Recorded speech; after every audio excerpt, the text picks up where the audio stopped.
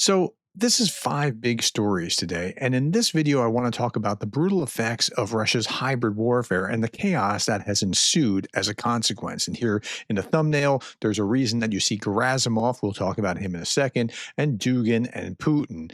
Okay. And the Russian bear and the Kremlin and so on and so forth, right? Let's start with Dugin. Dugin's Putin's brain. And Dugin was famously writing a book in 1997, The Foundations of Geopolitics.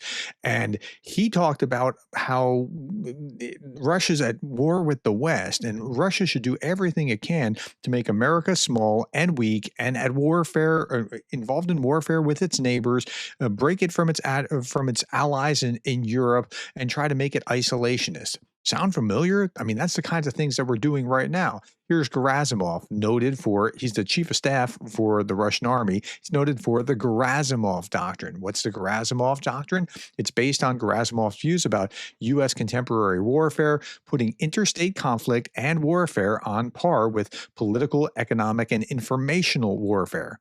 Essentially hybrid warfare.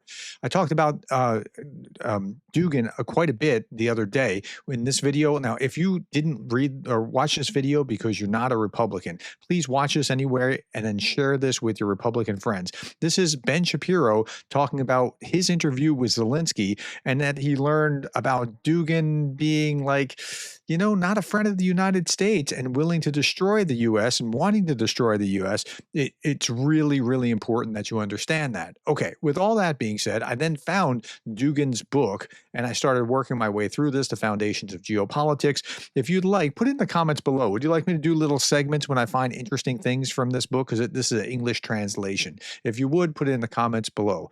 Okay, now, with all that being said, what is hybrid warfare? Well, it's not just warfare. It's informational or cyber attacks or political warfare or other things. And I think this is happening in a significant way, and we need to be aware of it. I'm going to start here. Trump believes Russian propaganda completely. Well, that's part of it. I mean, it's kind of infected him in the way that he thinks. Good news about Trump is he can be persuaded by somebody else tomorrow because he doesn't have like an ideological core like maybe Barack Obama or George W. Bush had, right, on either side of that spectrum. So, but he kind of believes this stuff. Claims to be saving Ukraine, even though he refuses to send military aid to the defenders or impose sanctions because we just need to stop the killing. But that software in Trump's head is what is causing greater problems. Okay, let's continue here. Here is one of his advisors who sounds like he's drunk the Kool-Aid. I had such high hope for Waltz, but he's just listen to what he's saying. He's being interviewed by one of Fox's most pro-Ukraine leaning correspondents, a morning show host named Brian Kilmeade. Listen to this conversation. Press with Zelensky. I'm not one person who thinks there's a secret agenda. I don't think he's socking money away in banks in the Cayman Islands. As a leader, he's talking about Zelensky, if you missed it. I think a lot of the time he's a little angry because he's been at war. You can understand it's been anyone. He literally feels like he's been at war for 3 straight years. And the people that are dying, he actually knows their families. Yeah. Well, I will say Ukraine was is one of the most corrupt countries in the world. No, it's not. Objectively, it's not. It's getting even better.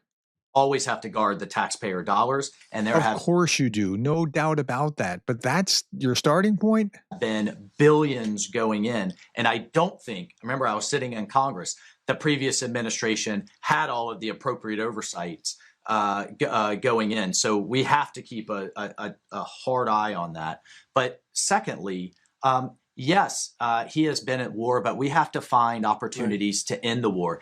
And one could have only thought, rather than trying to correct, but rather than trying to correct the president of the United States and the vice president in the Oval Office when he was invited there for the first meeting and could have sat side. Really, we're going back to this, that he was somehow bad for that? By side with the president, signing a minerals deal that bound our economies together for the foreseeable future. You want to talk about a security guarantee, that would have been phenomenal. I think that was a historic and missed opportunity. Okay, so if Trump's advisors are talking this way, we have a significant problem. Now, look, you see the same kind of problem overseas. Here's Lukashenko from Belarus talking about in the Baltics and Ukraine, youth wave the SS flag and build monuments to fascist executioners with the silent consent of the West, as if Belarus isn't the problem in that neighborhood and the Baltics and Ukraine are. This is coming from a dictator who jails students for flowers, lectures on morality. Again, Putin's favorite echo chamber never disappoints. So I thought it'd be interesting. Let's just look at this. This is Freedom House's report. Here is the Global Freedom Index for Belarus. 7 out of 100. 100 is the best. Belarus has a 7. Let's look at Ukraine just for comparison, just for kicks and giggles. Ukraine has a 51. Now, just for extra comparison, what does Russia have?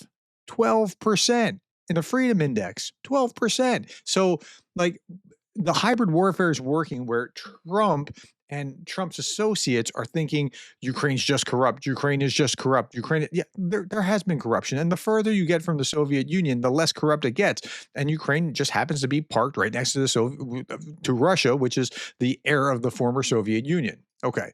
Now, here's something that's not, but you would have thought that this was hybrid warfare, right? Okay. Anna from Ukraine saying, I truly believe World War III has already started. North Korean troops joined Russian army. Iran and China are supplying weapons. Today, Spain, Portugal, and northern France suffered major blackouts, likely caused by Russian cyber attacks. To defeat Russia, you need Ukraine. Okay, if you thought, and I was looking at this going, oh, is Russia's hand behind this? If you thought that, you could be forgiven for thinking that, because it turns out they do this kind of thing a lot. But it wasn't that. This was not a hybrid attack. What actually happened in Spain and Portugal is affecting the entire Iberian Peninsula. It went from 25 gigawatts of power to 14 in 5 minutes, dropping further to 10.5 gigawatts after that. But what caused it? Well, on April 28, 2025, Spain witnessed a major energy event, a nationwide blackout. What was the cause? Massive overload of the electrical grid due to a huge spike in solar production. I didn't even know you could have a spike in solar production, but that's pretty much what happened. An inconvenient truth for some, net zero blamed on blackout chaos in Spain and Portugal. It's time to end the nonsense of net zero. No, I'm just kidding about that. I mean, but they've gone all solar, all carbon neutral kind of something. And so on April 22nd, they were bragging about hitting the 100% renewable power. And then on April 28th, Spain has the largest blackout in history. So, okay.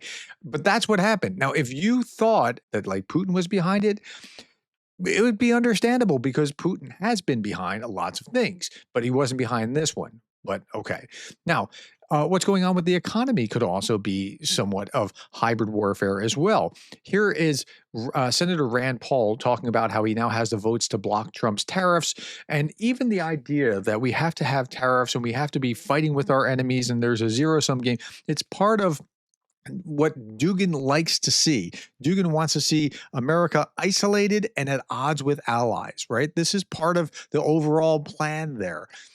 Paul is trying to grab some of this emergency power back. He thinks he has the votes in the Senate. Here's what he has to say. Although Paul describes himself as a Trump supporter, he says he doesn't want to live under emergency rule. And what Trump is doing is using emergency powers in order to place these tariffs, which without them, I think he could still pull it off through other laws, but he would have to use an entirely different rationale. Here's Rand Paul. I am a Republican. I am a supporter of Donald Trump, but this is a bipartisan problem. I don't care if the president is a Republican or a Democrat. I don't want to live under emergency rule. I don't want to live where my representatives cannot speak for me and have a check and balance on power. One person can make a mistake. And guess what? Tariffs are a terrible mistake. They don't work. They will lead to higher prices. They are a tax, and they have historically been bad for our economy. But even if this were something that was magic and it was going to be a pot of gold at the end of the rainbow, I wouldn't want to live under emergency rule. I would want to live in a constitutional republic where there are checks and balances against the excesses of both sides, right or left. Okay, yeah. So that's where he is. And we're talking about tariffs. This is a Trump supporter right? If you know things are bad in MAGA world, when Republican mega donor Ken Griffin says Trump's economic chaos made America 20% poorer, but then he was talking about the Republican brand. And this is, again, something that I'm pretty sure that Dugan would love to see. In the market, what is that doing to the American brand? Well, okay, it's not just the Republican brand, it's also the American brand. Listen to this. You actually picked exactly the right word. The American brand, right? The United States was more than just a nation. It's a brand. It's a universal brand, whether it's our culture, our financial strength, our military strength. America rose beyond just being a country. It was like an aspiration for most of the world. And we're eroding that brand right now. That's right. It's being tarnished. So I asked Grok, what is the percentage that American stock market has risen or declined since January 20th, 2025, when Donald Trump came into office? And it says this: starting value was approximately 6,000, approximated based on January 21st of 6,049.24. Ending value is 5,450. That's a percentage change. You're down 9% in the stock market. That's pretty bad. And Republicans against Trump put this out. This was Ronald Reagan's question. Are you better off now than you were 4 years ago? Well, are you better off than you were 100 days ago? And Gary Kasparov posted this: if anyone raises their hand who isn't a foreign dictator or a Trump employee or a family member, I've got questions, because it's pretty clear that we're not better off than we were just 100 days ago. Here's the Wilshire index, the Wilshire 5000. Here is when we declared Liberation Day on April 2nd, and the market's gone up and down and up and down. And it's gone up after Trump said, okay, let's stop these tariffs things or suspend them. And then it started to rebound some over the last however many days. Okay, now, this is really fascinating what's gone on. Amazon will start indicating how much of a product's price is due to tariffs imposed by Trump, primarily from China. The White House calls this idea a hostile political act. I think it's great. It's truth in advertising to see what's actually going on. Listen to the White House press secretary talk about this. I will take this, since I just got off the phone with the president about Amazon's announcement. This is a hostile and political act by Amazon. Why didn't Amazon do this when the Biden administration hiked inflation to the highest level in 40 years? And I would also— But the Biden administration, okay, so you could put a tax on inflation, or put how much of this is coming from inflation. But this is basically by tariffs, which you're adding right now, and that's why they didn't do that. Apparently, there's an Amazon statement that the team that runs our low-cost Amazon Haul store has considered listing important changes on certain products. This was never a consideration for the main Amazon site. So whether they're going to do it or not, it's immaterial. But yeah, that's how bad things are. Here is $89 import charges on $64 worth of Temu merchandise. Okay. I had to actually Google it. Apparently, Temu is doing this. Temu is a Chinese import-export firm. Okay, Carney, let's shift gears here. And now this isn't hybrid, but you would think that Trump was trying to get Carney elected in the way that he's treated Canadians in the last, I don't know how, month, 2 months, something like that, when he started saber rattling about a 51st state to our best friend and neighbor here on the continent, Canada. Okay, so Carney winning the election in Canada was kind of expected, but again, the Conservatives were supposed to be just wiping this clean. I mean, Trudeau was bowing out for a reason, and Conservatives looked like they were on the ascendancy, and wow. That the head didn't even retain his own parliamentary seat was kind of a shock. He calls this the Trump effect. Well, it may very well be. It's election day in Canada, says Michael McKay. Trump again threatens annexation. Given that voters have about 9 more hours to cast ballots, Trump's ultimate untimely intervention is a boost to Mark Carney's Liberals and a gut punch to the Conservatives. So before the thing was over, he's talking about, like, you're going to become our cherished 51st state. Canadians don't want that. So saying that again is only going to help the Liberal side. Okay. And then here's a lady talking about how she voted. She's a Canadian. I think who I voted for would be the best to take care of Trump, because Trump is a— She calls him a foul name. And he shouldn't even be president of the United States. But because he is, we need a strong person so that we could stand strong. I mean, if you were trying to help the Liberal Party, you couldn't have done much more than what the Trump administration's posturing and statements have been toward Canada. Okay. Last little bit. Apparently, the art of the deal teaches you to act in such a way that your enemy wins. And here's Canadians-elect Mark Carney's Liberals to confront Trump. All right. Well, that's something. Okay. Now, last time I'm going to do this, I hope. I've gotten some good feedback from you. If you're a doctor, please feedback. Or if you know doctors, Vlad Vexler's in the hospital. He's a good friend of Ukraine. He's been doing these videos for some time. He was having some problems with oxygen. And what his real thing was, he put out a request the other day. Dear PWME and long COVID community, I need your help and tips. Since getting post-COVID microvascular and heart damage, I've used oxygen to manage my chest pain. Last week, he was at the hospital and he had a short walk of 5 meters. See, I got that, guys. M is meters, L is liter. Led to a breathing crisis where I desaturated 77%. My life was saved by emergency oxygen.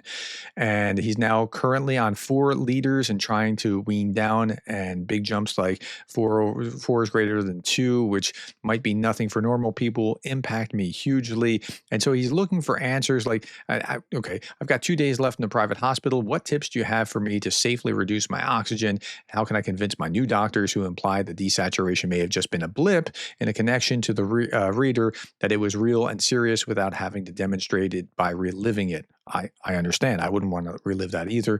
Thanks for the answers. So if you know what those answers are, reach out to Vlad. If you send me an email, I will forward it to Vlad. So yeah, if you can help in any way, if you have any inside knowledge, great. Okay, this is the best illustration I can give you for what hybrid warfare kind of looks like. There's a husband and wife sleeping at night. Oh, he doesn't have a blanket. Okay. And all right. And there it goes. All right, my friends. Thank you for your time. Thank you for the likes, the shares, the subscribes, and thank you for being the kind of person that cares about Ukraine.